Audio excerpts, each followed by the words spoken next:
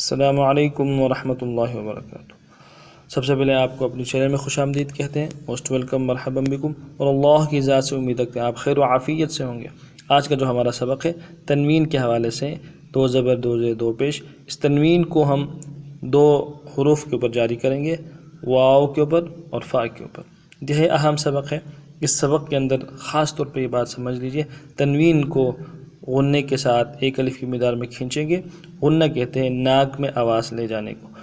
چلتے ہیں سبق کی طرف۔ اعوذ باللہ من الشیطان الرجیم، بسم اللہ الرحمن الرحیم۔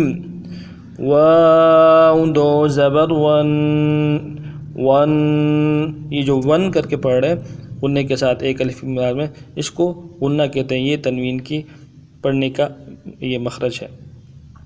واو دو زبر ون، واو دو زبر ون، واو دو زیر ون، ون، واو دو زیر ون، واو دو پیش ون، ون، واو دو پیش ون، ون، ون، ون۔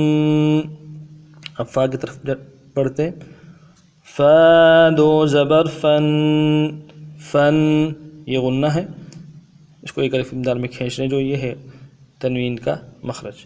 فا دو زبر فن، فا دو زیر فن، فن، فا دو زیر فن، فا دو پیش فن، فن،